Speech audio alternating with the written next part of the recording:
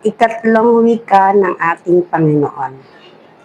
Matatagpuan sa John 19:25-27. Nakatayo sa tabi ng krus ni Jesus ang kanyang ina at ang kapatid nitong babae.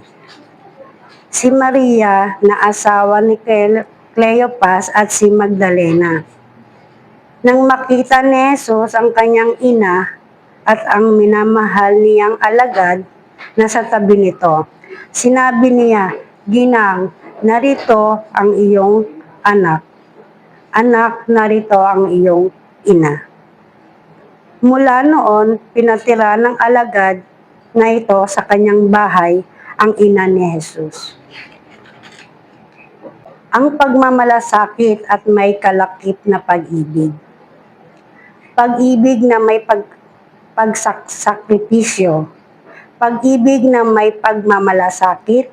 Pag-ibig na hindi makasarili.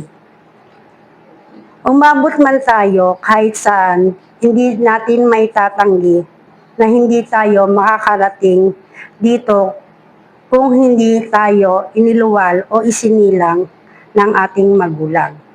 Bilang may tinakda ng pamilya, pinakita ng Diyos kung gaano kahalaga ang roles ng isang ina. Sa kapaanakan pa lang ni Jesus bilang patunay, pinakita pa nga sa Biblia kung paano pinili ang magdadala ng sanggol sa sinapupunan. Dahil dito, hindi tayo pinabayaan ng ating ina't ama, kaya huwag natin sila pabayaan. Yun. Ang ano dito yung sa magulang, yung pagmamahal sa magulang, na hindi matitiis ng magulang ang kanyang anak.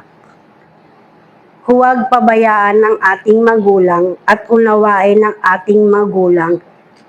Bilang isang magulang, lahat ng gagawin ko para sa kanyang anak.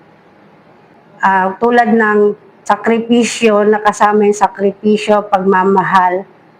Yan ang ano ng magulang eh.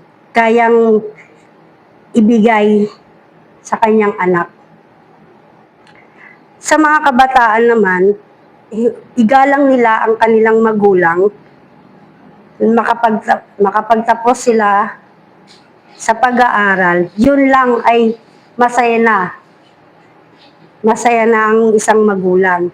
Bilang sa aking magulang, maparangalan na ako doon. At igalang natin ang ating magulang.